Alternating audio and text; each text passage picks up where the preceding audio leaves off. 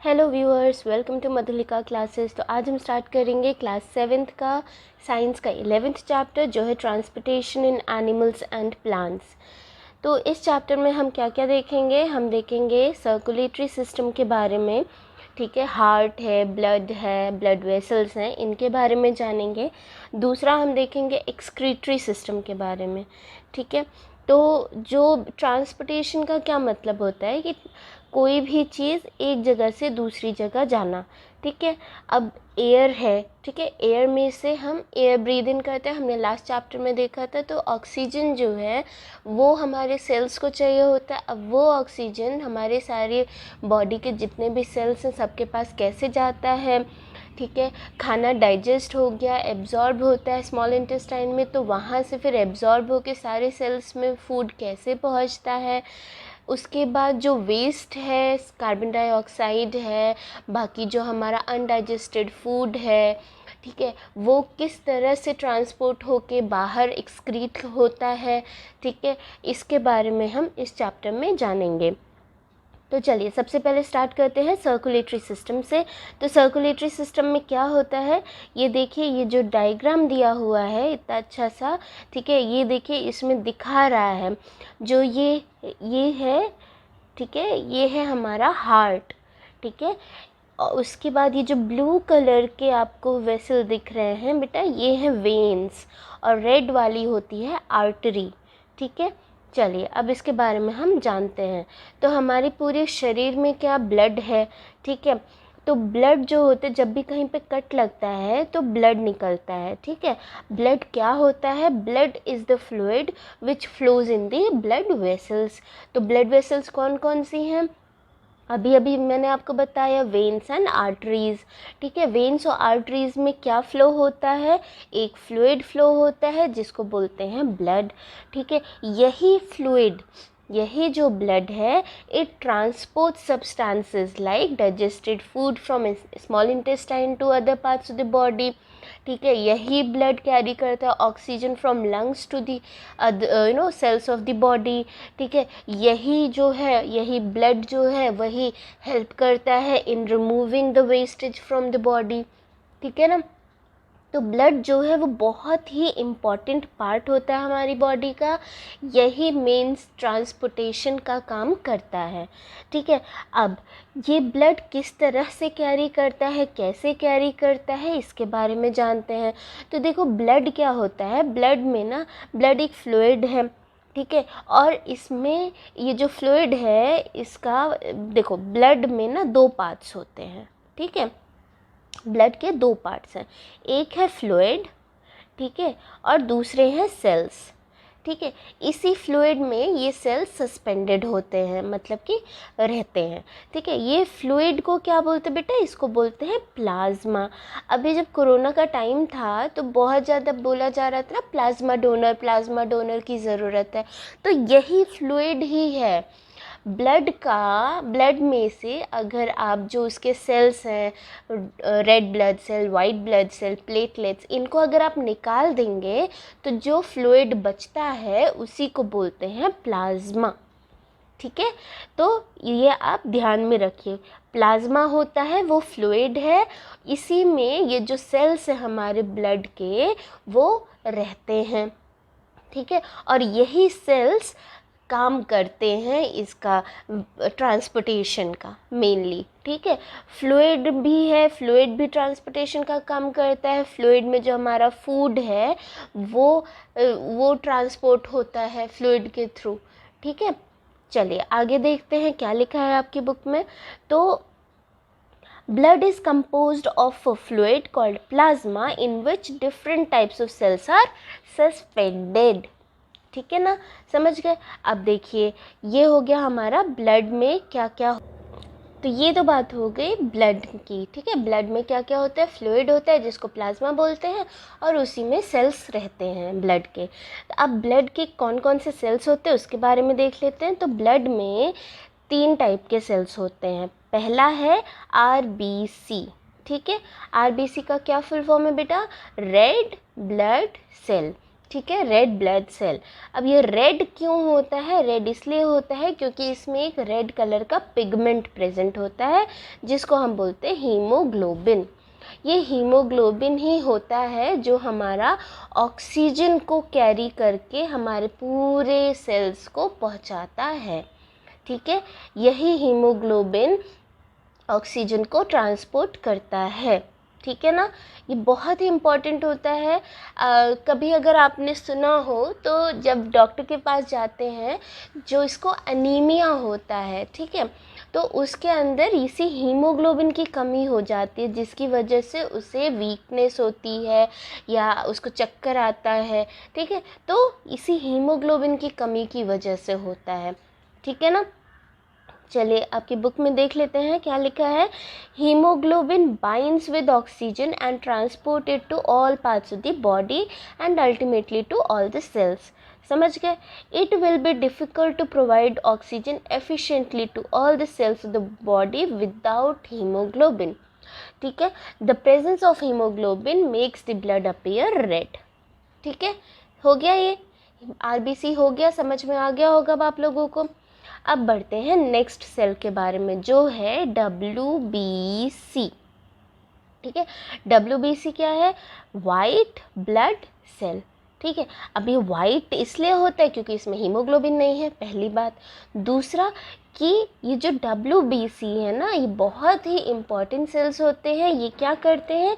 ये बेटा हमारे लिए इम्यूनिटी डेवलप करते हैं। ठीक है, अभी आपने कोरोना के टाइम में सुना होगा बहुत ज़्यादा इम्यून सिस्टम के बारे में बहुत ज़्यादा बातें हो रही थी। ठीक है, वो इम्यून सिस्टम में यही WBCs ही इन्वॉल्व होते हैं। ठीक है, ये हमारी बॉडी को जर्म्स से बचाते हैं, फाइट करते हैं ये जर्म्स से। ठीक है, चलिए देख लेते हैं। The blood also has white blood cells which fight against germs that may enter our body। ठीक है ना, ये हो गया हमारा WBC का काम।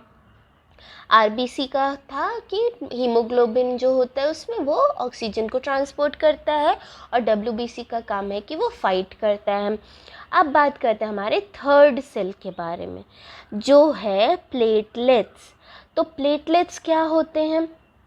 अच्छा, आपने कभी देखा है जब कहीं आपको कट लग जाता है तो थोड़ी देर थोड़ा सा ब्लड निकलेगा, ठीक है, उसके बाद अपने आप वो ब्लड जो है क्लॉट हो जाता है, मतलब कि एक ब्राउन कलर का डिपॉजिट हो जाता है जहाँ पे कट लगा होता है ना। तो वो जो डिपॉजिट हो गया उसके बाद ब्लीडिंग अपने आप रुक जाती है ना। तो ये जो डिपॉजिट हुआ ना आपके कट के ऊपर, वो क्यों हुआ? क्योंकि प्लेटलेट्स हैं, प्लेटलेट्स ही ये करते हैं।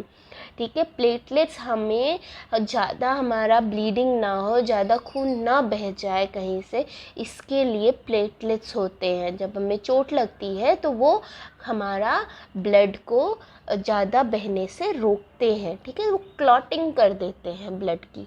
ठीक है, तो वो जो है क्या करते हैं, देखिए यहाँ लिखा हुआ है the clot is formed because of the presence of another type of cell in the blood which is called as platelets. ठीक है ना, तो वो कट पे जो क्लॉट बनता है वो प्लेटलेट्स की वजह से बनता है। अब आप समझ गए होंगे 3 सेल्स होते हैं, RBC, WBC एंड प्लेटलेट्स। ठीक है, सबका फंक्शन भी आपको पता चल गया है। अब बढ़ते हैं हम नेक्स्ट ब्लड वेसल्स के बारे में जान लेते हैं। तो देखिए बहुत टाइप के ब्लड वेसल्स होते हैं हमारे बॉडी में। ठीक है, सबका अलग अलग नाम है, लेकिन सबका मेन क्या काम है? ब्लड को फ्लो कराना। ठीक है, ब्लड के साथ साथ ऑक्सीजन है, फूड है, अनडाइजेस्टेड फूड है, ये सब भी ट्रांसपोर्ट होता रहता है। ठीक है ना, ये काम होता है हमारे ब्लड वेसल्स का। तो ब्लड वेसल्स मेनली 2 टाइप के होते हैं, आर्टरीज एंड वेन्स। ठीक है, आर्टरीज और वेन्स। आर्टरीज क्या काम करते हैं और वेन्स क्या काम करते हैं, ये अब जान लेते हैं। तो आर्टरीज क्या करते हैं, ये कैरी करते हैं oxygen rich blood from heart to all parts of the body. देखिए आप इसको इस तरह से याद कर सकते हैं, जैसे आर्टरीज है, ए से आर्टरीज हो गया, ए से अवे हो जाएगा। ठीक है, तो ये क्या करता है, takes the blood away from the heart. ठीक है, अब हार्ट से जो ब्लड लिया पहुंचाया जाता है बाकी बॉडी पार्ट्स में, वो हमेशा ऑक्सीजन रिच होता है। ठीक है, तो आर्टरीज का क्या काम हो गया, ट्रांसपोर्ट करना किसको, ऑक्सीजन रिच ब्लड को from heart to all parts the body. ठीक है, आई होप आपको समझ में आ गया होगा। ओके, ठीक है ना, ये हो गया। अब देखिए क्या होता है, ब्लड फ्लो ना बहुत फास्ट होता है और बहुत हाई प्रेशर से होता है, इसीलिए जो आर्टरीज़ हैं उनकी वॉल कैसी होगी बेटा, इलास्टिक होगी और थिक होगी, मोटी होती है इनकी वॉल्स। ठीक है, चलिए अब नेक्स्ट हम देखते हैं, एक एक्टिविटी दिया हुआ है 11.1। इसमें आपको क्या करना है, आपको अपनी पल्स पता करनी है। ठीक है, आपने कभी कभी देखा होगा, अगर डॉक्टर के पास जाते हैं तो डॉक्टर इस तरह से आपका पल्स चेक करते हैं, आपके हाथ पे अपने इंडेक्स फिंगर और मिडिल फिंगर को पुट करके थोड़ी देर तक देखते हैं, पल्स रेट चेक करते हैं। ठीक है, तो यहाँ पे क्या होता है पता है आपको, यहाँ पे ना ब्लड वेसल्स होती हैं हमारी। ठीक है, वो ब्लड वेसल्स जब ब्लड फ्लो कर रहा है तो वो थ्रॉबिंग सा साउंड, मतलब मूवमेंट होता है, थ्रॉबिंग मूवमेंट होता है। ठीक है, वही थ्रॉबिंग मूवमेंट को बोलते हैं हम पल्स। ठीक है, और ये इसलिए होता है क्योंकि ब्लड फ्लो हो रही है आर्टरीज में ना। ठीक है, आर्टरीज में ब्लड फ्लो होती है, उसी का मूवमेंट होता है ब्लड वेसल। अब किसी भी पाइप में कुछ मूव हो रहा है, वाटर मूव हो रहा है, तो आपने देखा होगा ना कि जब आप वाटर के लिए पाइप लगाते हैं, उसमें पाइप में वाटर जाता है तो थोड़ा बहुत मूवमेंट होती है उस पाइप में। उसी तरह हमारे ब्लड वेसल्स में जब ब्लड फ्लो होता है तो वो भी मूवमेंट होती है, उसमें थ्रॉबिंग मूवमेंट होती है। ठीक है, जो आप फील करके देख सकते हैं, इस तरह से अपने लेफ़्ट हैंड को, लेफ़्ट रिस्ट पे अपने राइट हैंड के मिडिल फिंगर और इंडेक्स फिंगर को रखिए और फिर फील कीजिए, थ्रॉबिंग सा मूवमेंट आपको पता चलेगा। ठीक है, उसी को बोलते हैं पल्स। ठीक है, अब आपको क्या करना है, अब आपको ये पल्स जो है कितनी बार 1 मिनट में आपको पता चल रही है वो देखना है, काउंट करना है। तो जो number of beats per minute हो जाएगा हमारा क्या, पल्स रेट। जिस तरह से हमने ब्रीदिंग रेट पता किया था लास्ट चैप्टर में, उसी तरह से हम पल्स रेट पता करेंगे। ठीक है, 1 मिनट में आपको काउंट करना है कितनी बार आपको मूवमेंट फील हो रही है। ठीक है, यूजुअली नॉर्मली क्या होता है, 72 to 80 बीट्स पर मिनट होती हैं पल्स की। ठीक है, समझ गए आप। चलिए, ये आपको करना है, इस तरह से आपको परफॉर्म करना है ये एक्टिविटी, और उसके बाद फिर अपना पल्स रेट पर मिनट अपना और अपने क्लासमेट्स का इस टेबल में नोट करना है। ठीक है, ये हो गया बेटा आर्टरीज़ के बारे में। अब हम पढ़ेंगे वेन्स के बारे में। तो वेन्स क्या करते हैं, अब जब आर्टरीज़ का काम हो गया कि ऑक्सीजन रिच ब्लड वो पहुंचाएगा हार्ट से बाकी बॉडी में, तो फिर वेन्स क्या करेंगे, वेन्स उसका आगे का काम करेंगे। ठीक है, बाकी की बॉडी से कार्बन डाइऑक्साइड रिच ब्लड लेके वो वापस कहाँ जाएंगे, हार्ट में जाएंगे।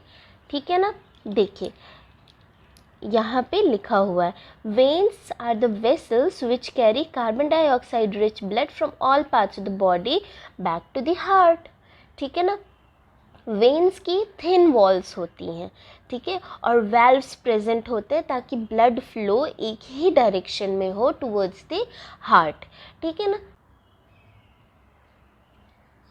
ये देखिए, ये जो डायग्राम है ये बहुत ही इम्पॉर्टेंट है, इसको आपको याद कर लेना है। सबसे पहले आप देखिए, यहाँ से लंग से ऑक्सीजन रिच ये देखिए ऑक्सीजन आएगा हार्ट में। ठीक है, अब हार्ट से ऑक्सीजन ब्लड में मिक्स हो गया और फिर ऑक्सीजन रिच ब्लड जाएगा थ्रू आर्टरी, आर्टरी कैरी करेगा, आर्टरी आगे जाके ना थिन ट्यूब्स में डिवाइड हो जाता है, और ये थिन ट्यूब्स को क्या बोलते हैं, इन थिन ट्यूब्स को बोलते हैं बेटा कैपिलरीज। ठीक है, और फिर ये कैपिलरीज आगे जाके वेन से जॉइन होते हैं और वेन से फिर कार्बन डाइऑक्साइड रिच ब्लड वापस हार्ट में जाता है, और फिर ये वापस जो है लंग्स में जाता है और लंग्स से फिर हार्ट में। ये देखिए, इस तरह से ये सर्कल चलता ही रहता है। ठीक है ना, समझ गए आप। चलिए अब हम देख लेते हैं कैपिलरीज के बारे में थोड़ा सा। ये देखिए कैपिलरीज यहाँ है। On reaching the tissues they further they what they arteries, ठीक है, हमेशा आर्टरीज ही रहते हैं, आर्टरीज ही डिवाइड होते हैं into extremely thin tubes called capillaries. ये capillaries join to form veins which empty into heart, ठीक है ना। चलिए आई होप आपको ये समझ में आ गया। नेक्स्ट हम देखते हैं हार्ट के बारे में। तो heart is an organ which beats continuously and acts as a pump for transport of blood which carries other substances with it, ठीक है, ये आपको याद रखना है। तो हार्ट क्या है? हार्ट एक ऑर्गन है जो हमेशा कंटिन्यूसली बीट करता रहता है, और बीट इसलिए करता है क्योंकि वो पंप करता है ब्लड को, जो हेल्प करता है in transportation of various substances from heart to other cells of the body, ठीक है, या फिर you can say from one part of the body to other part of the body, ठीक है ना। चलिए अब अगर हार्ट रुक जाएगा तो फिर क्या होगा पता है? इंसान ख़त्म, ठीक है, समझ रहे हैं। तो हार्ट जो है हमेशा कंटिन्यूसली जब तक इंसान जिंदा है तब तक वो दुख दुख दुख दुख दुख दुख दुख दुख चलता ही रहता है, ठीक है। हार्ट कहाँ लोकेटेड होता है? हार्ट लोकेटेड होता है हमारी चेस्ट कैविटी में, लोअर चेस्ट कैविटी में, और इसका जो लोअर टिप है ना वो स्लाइटली टिल्टेड होता है टुवर्ड्स लेफ़्ट, ठीक है, लेफ़्ट की तरफ टिल्टेड होता है। हमारा हार्ट जो होता है ना लोकेटेड होता है मेनली सेंटर में, ठीक है, लेकिन वो थोड़ा सा टिल्टेड होता है लेफ़्ट की तरफ, इसीलिए बोलते हैं लेफ़्ट साइड में हार्ट है, ठीक है ना।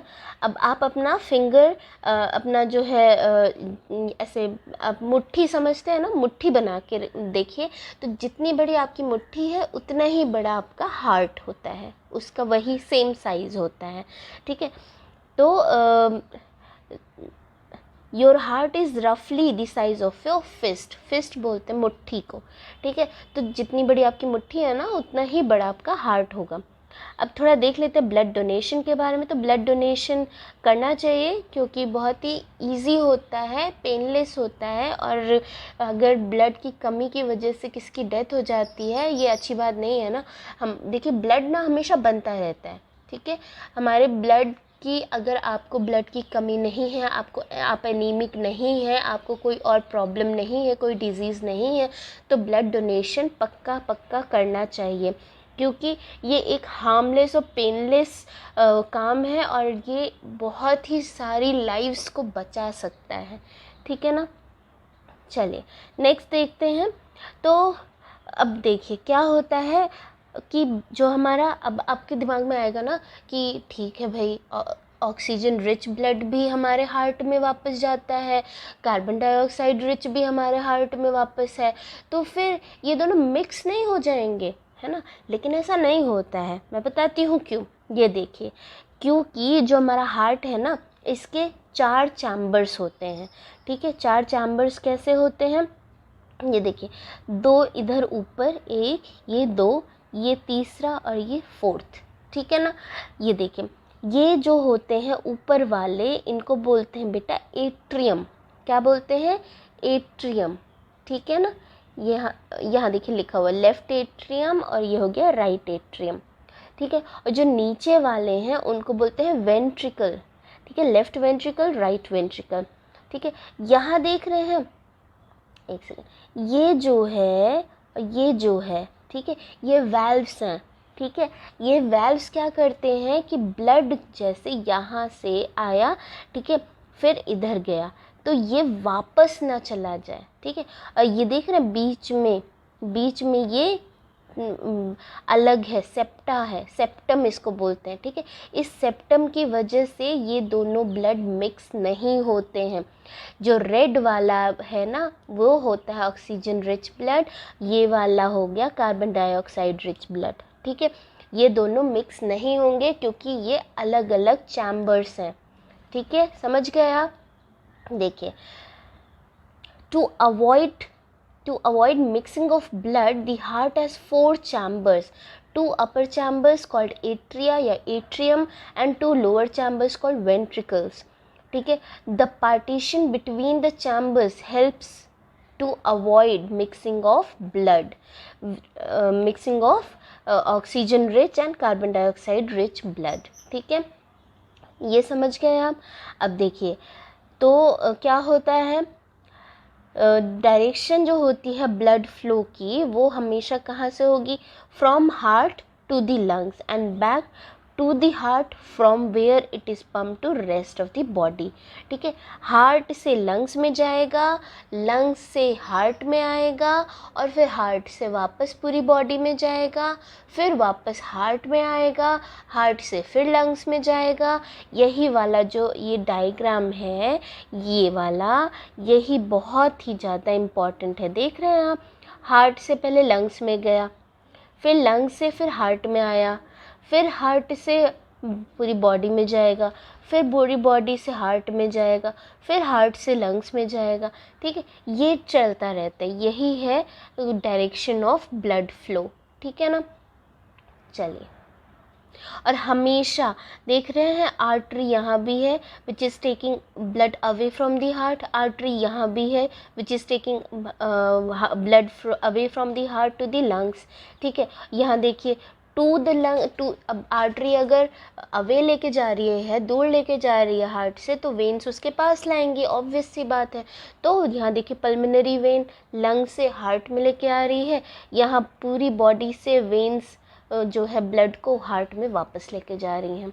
ठीक है, ये याद रखने की चीज़ है कि कौन सा ब्लड वेसल कहाँ से कहाँ तक ब्लड लेके जाता है। ठीक है, ये हो गया हमारा हार्ट के बारे में। अब देख लेते हैं हार्ट बीट। जिस तरह से पल्स रेट था उसी तरह से बेटा हार्ट बीट भी होती है। ठीक है, जो हमारा हार्ट है जब वो पंप कर रहा है, ब्लड को पंप करता है, तो वो थ्रॉबिंग उसमें भी हो रही है। ठीक है, तो कॉन्ट्रैक्ट होगा रिलैक्स होगा, कॉन्ट्रैक्ट होगा रिलैक्स होगा, इसीलिए उसमें भी आवाज़ आती है। ठीक है, वो आवाज़ ही कौन सुनता है, डॉक्टर सुनते हैं। किससे सुनते हैं बेटा, स्टेथोस्कोप से। इस तरह का उनके पास स्टेथोस्कोप होता है। इसमें देखिए ये हो गया हमारा चेस्ट पीस, इसको हमारे हार्ट के मतलब चेस्ट पे रखते हैं। ठीक है, ये ट्यूब हो गई, इससे साउंड जो है ट्रैवल करता है, और ये उनका ईयर पीस होता है जो उनकी ईयर्स में लगे होते हैं, तो इससे उनको सुनाई देता है। ठीक है, अब किस तरह से साउंड होता है, कैसा साउंड होता है, ये आप आगे की क्लासेस में पढ़ेंगे। ठीक है, तो मेनली लब डब इस तरह से साउंड होता है। ठीक है, इसके बारे में आप पढ़ेंगे। बाकी हम देख लेते हैं आपकी बुक में क्या लिखा है। The walls of the chambers of the heart are made of muscles. ठीक है, ये मसल्स कॉन्ट्रैक्ट एंड रिलैक्स होते हैं रिदमिकली, तभी ये पंप कर पाते हैं। इसी कॉन्ट्रैक्शन एंड रिलैक्सेशन को हम हार्ट बीट बोलते हैं। ये देखिए हार्ट बीट कंटिन्यूअस होती है। ठीक है, हमारी जब तक लाइफ है तब तक हार्ट बीट होती रहती है। तो आप अपने चेस्ट के लेफ़्ट साइड में अगर अपना हाथ रखेंगे, यू कैन फील इट। ठीक है, और डॉक्टर्स यूज़ करते हैं stethoscope to know your heart beat, feel your heart beat. ठीक है, अब देखिए ओके, तो ये स्टेथोस्कोप करता क्या है, मेनली ये क्या करता है, जो साउंड है हमारे हार्ट की उसको एम्पलीफाई कर देता है और तेज कर देता है, बढ़ा देता है, ताकि आसानी से सुना जा सके। ठीक है ना। चलिए, अब देखिए इसमें हमारी इस बुक में ये बताया हुआ है कि एक तरह से आप अपना स्टेथोस्कोप भी बना सकते हैं। उसके लिए आपको क्या करना है, एक फ़नल लेना है और उसके ऊपर एक रबर ट्यूब लगानी है। ठीक है, उसके बाद फिर बलून या कोई रबर शीट को आपको फ़नल के मुंह पे लगा देना है इस तरह से, और उसके बाद फिर इस ट्यूब का एक एंड आप अपने कान में डालिए और दूसरा ये जो फ़नल पे आपने रबर शीट लगाई है उसको अपने चेस्ट पे रखिए and you can hear the sound of heart. ठीक है, इस तरह से ये करने के बाद आपको क्या करना है, आपको अपने फ्रेंड्स का भी और अपना दोनों का हार्ट बीट और पल्स रेट दोनों ही यहाँ पे लिखना है। ठीक है, while resting and after running for 4 to 5 minutes. ठीक है, हार्ट बीट और पल्स रेट दोनों एक ही जैसा होता है। हार्ट बीट जब हार्ट कॉन्ट्रैक्ट रिलैक्स होता है, और पल्स रेट हो गया बेटा जब हमारे जो आर्टरी है वो कॉन्ट्रैक्ट एंड रिलैक्स होती है। ठीक है, तो दोनों का एक ही नंबर आता है। ठीक है, दोनों का ही, हाँ, हार्ट बीट और पल्स रेट दोनों का ही। ठीक है ना, यहाँ देखिए लिखा भी होगा, मैं आपको दिखाती हूँ।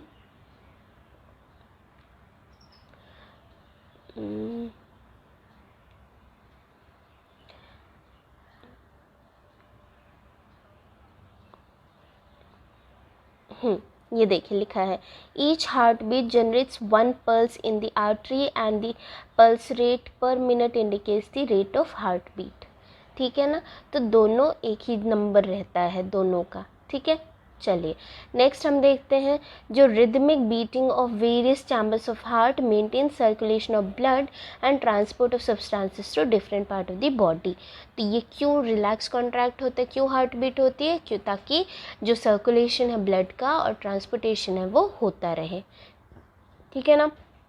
अब देखिए, अब जो है बोझो जो है वो बोलता है कि क्या सबके पास हार्ट होता है, क्या सबके पास ब्लड होता है तभी उनके अंदर सर्कुलेशन होता है? जी नहीं, ऐसा नहीं है। जैसा कि बताया गया है, आपकी बुक में लिखा है कि बहुत सारे एनिमल्स होते हैं, जैसे स्पॉन्जेस है, हाइड्रा है, इनके पास सर्कुलेटरी सिस्टम नहीं होता है। तो इनका जो ये वाटर में रहते हैं मेनली, तो क्या होता है, वाटर जो है फूड एंड ऑक्सीजन लेकर आता है, और जो वेस्ट प्रोडक्ट है वो जब बाहर निकलता है वाटर तो अपने साथ वेस्ट प्रोडक्ट वापस लेके जाता है। तो इन एनिमल्स को सर्कुलेटरी सिस्टम की ज़रूरत नहीं होती है, ना ही सर्कुलेटरी फ्लूइड की ज़रूरत होती है। ठीक है, तो इस तरह से हो गया हमारा सर्कुलेटरी सिस्टम ख़त्म। अब देख लेते हैं, एक फिजिशियन थे बेटा, विलियम हार्वे। ठीक है, इन्होंने ही डिस्कवर किया था सर्कुलेशन ऑफ ब्लड को। ठीक है, जो अभी जानते हैं हम लोग, ये इन्हीं के व्यूज़ थे। इन्होंने बोला था कि ब्लड जो है सर्कुलेट होता रहता है, लेकिन इनका आइडिया बहुत टाइम तक एक्सेप्ट नहीं किया गया था। बट इनके मरने से कुछ टाइम पहले ही इनका आइडिया को एक्सेप्ट कर लिया गया था, जनरली एक्सेप्ट कर दिया गया था एज अ बायोलॉजिकल फैक्ट। तो इस तरह से हमने सर्कुलेटरी सिस्टम को कंप्लीट कर लिया है। अब हम नेक्स्ट वीडियो में एक्सक्रीटरी सिस्टम के बारे में जानेंगे। ठीक है, तो अगर आपको ये वीडियो पसंद आए तो प्लीज़ लाइक कीजिए वीडियो को, सब्सक्राइब कीजिए मेरे चैनल को और शेयर कीजिए अपने फ्रेंड्स के साथ। Thank you.